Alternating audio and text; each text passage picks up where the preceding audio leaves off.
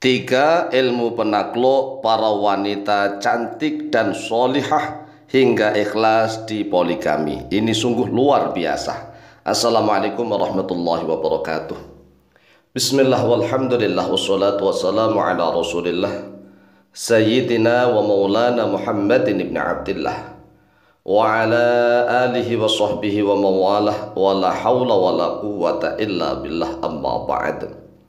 Saudaraku kaum muslimin wal muslimat rahimakumullah, wa bil khusus saudara-saudara kami para pecinta dan subscriber channel YouTube Al Muallim Center dimanapun berada, yang tidak lupa dan tidak bosan-bosannya senantiasa kami doakan semoga Allah Azza wa Jalla memberikan kesehatan, sehat walafiat lahir dan batin. Semoga Allah Jalla Jalaluh memberikan rizki yang melimpah ruah, harta yang barokah, menjadikan anak-anaknya anak-anak yang soleh dan solihah, dzurriyyahnya dzurriyyah yang thayyibah, hidupnya sukses, bahagia dan selamat di dunia dan di akhirat. Amin amin Allahumma amin. Saudaraku kaum muslimin wal muslimat rahimakumullah, bagi saudara-saudara kami khususnya kaum suami, kaum lelaki yang telah menjadi suami dan sudah bertekad berniat ingin menaklukkan banyak wanita, ya kan, menaklukkan banyak wanita. Nah, cara menaklukkan banyak wanita itu minimal harus memiliki tiga modal. Tiga modal nih. Yang pertama adalah modalnya ilmu. Harus punya ilmunya dulu. Kalau nggak punya ilmu bisa berapi nih. Yang kedua harus punya modal harta, finansial, ekonomi. Lah kalau ekonominya nggak kuat bagaimana? Yang ketiga harus punya modal fisik. Fisiknya juga harus kuat. Jadi tiga modal inilah yang harus dipersiapkan. Nah, pertanyaannya, jika ada seorang suami, seorang laki-laki yang cukup memiliki ilmu pengetahuan, juga sudah memiliki harta kekayaan yang lumayan lah, cukup berlebih, kemudian juga fisiknya masih kuat, ya masih kuat, bisa manggung pokoknya, bisa ngelayani lah. Nah, tetapi istrinya tidak mau dipoligami, bagaimana caranya? Nah, ini membutuhkan ilmu khusus nih.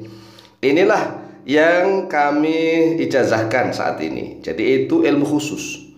Kalau misalnya seorang laki-laki sudah memiliki kemampuan dalam ilmu pengetahuan, sudah cukup. Kemudian ekonominya sudah cukup, alhamdulillah. Jangan sampai ekonomi aja untuk diri sendiri masih susah mikir poligami, Jangan, ini nanti bikin sengsara nih, sengsara bertubi-tubi. Jadi kalau ilmunya sudah cukup, kemudian kemampuan ekonominya sudah mapan dan masih bisa kuat melayani lo ya. Karena memang itu ya duit dan zakar, DD gitu. Duit dan zakar ini harus kuat nih. Jadi kalau sudah memiliki kemampuan yang cukup, kemudian ingin poligami dan istrinya atau masyarakat sekitarnya menentang, bagaimana? Maka kita harus memiliki ilmu khusus. Ini ilmu tahap pertama. Ilmu tahap pertama yang harus dikuasai ini adalah tiga ilmu. Tiga ilmu untuk menjawab pertanyaan. Tiga ilmu untuk menjawab pertanyaan. Tapi jawab aja dengan santai, nggak usah emosi. Santai saja sambil bercanda. Nah, biasanya pertanyaan-pertanyaan yang diajukan itu, satu, poligami itu hanya nafsu. Ini kan pertanyaan atau pernyataan yang dilontarkan. Allah poligami, nafsu belaka. Nafsu loh, poligami itu hanya nafsu. Maka dijawab aja dengan santai. Jawabannya begini. Menyalurkan nafsu pada tempat yang halal adalah sodakoh. Ini jelas, sodakoh. Maka perbanyaklah tempat sodakoh. Kalau sudah mampu, ya ingat sudah mampu. Memiliki ilmu pengetahuan, sudah memiliki harta yang cukup, coba fisiknya kuat, kemudian dia ingin menyalurkan nafsunya ke tempat yang halal. Yang halal, karena Rasulullah SAW ditanya oleh para sahabat, apakah kita mendatangi istri kita dengan menyalurkan nafsu syahwat yang menggelora, apakah tetap masih ada pahalanya? Rasulullah membalikkan pertanyaan itu dengan suatu pertanyaan. Bagaimana pendapat kalian kalau kalian itu menyalurkan nafsu pada tempat yang haram? Pada tempat yang haram, apakah di dalamnya ada dosa? Ya kalau memang tempat yang haram berarti dosa. Demikian pula kalau menyalurkan nafsu ke tempat yang halal, maka juga berpahala, begitu. Perbanyaklah tempat pahala.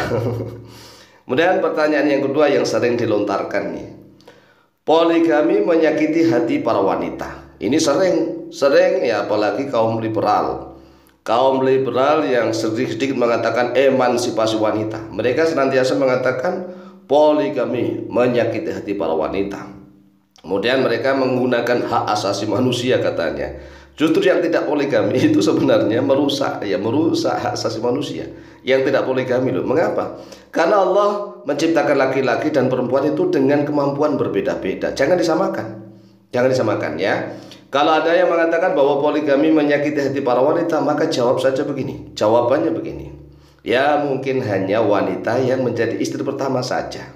Itu pun tidak lama sakit hatinya. Karena yang bersedia menjadi istri kedua, ketiga, dan keempat adalah para wanita juga, bukan pria. Lalu kalau mereka mengatakan menyakiti hati para wanita, menyakiti hati para wanita yang mana dong? Ingat ya kan? Yang mau dijadikan istri kedua siapa? Wanita. Yang mau dijadikan istri ketiga siapa? Wanita. Yang mau dijadikan istri keempat juga wanita. Berarti poligami itu menolong wanita. Asalkan memang benar. Jangan hanya maling-malingan atau kucing-kucingan istilahnya. Ya poligami tapi nggak benar. Masya Allah, ini menodai, merusak citra Islam. Merusak citra Islam. Ya makanya poligami yang benar. Karena apa? Istri satu, istri dua, istri tiga, istri empat itu sama-sama istri. Sama-sama istri memiliki hak dan kewajiban yang sama. Ya, yang harus ditunaikan dengan seadil-adilnya. Kemudian biasanya nih pertanyaan yang ketiga. Ini ilmu yang ketiga nih. Ilmu yang ketiga. Biasanya nih mereka kan mengatakan sunnah Nabi. Sunnah Nabi itu banyak sekali, bukan hanya poligami. Mengapa hanya poligami saja yang diminati oleh para laki-laki zaman ini? Katanya begitu. Maka dijawab dengan santai. Jawabannya begini, poligami itu solusi dari Allah. Solusi. Jadi poligami itu solusi dari Allah untuk manusia. Untuk manusia loh ya, bukan untuk burung, bukan untuk kambing, bukan untuk sapi. Sapi, binatang ya terserah mereka. Sapi nggak ada aturan. Sedangkan poligami itu solusi dari Allah. Hanya dari Allah untuk manusia. Jadi solusi dari Allah untuk manusia. Sehingga poligami itu bukan sunnah Nabi. Sekali lagi ya, jangan sedikit-sedikit mengatasnamakan sunnah Nabi. Tidak. Poligami itu bukan sunnah Nabi. Mengapa? Karena poligami sudah ada sejak zaman Nabi Nuh. Sejak zaman Nabi Nuh sudah ada poligami. Istrinya Nabi Nuh itu dua. Yang satunya ibunya Kan'an, itu kafir, tenggelam dengan air banjir bandang. Kemudian istrinya Nabi Nuh yang satunya ikut Nabi Nuh di perahu.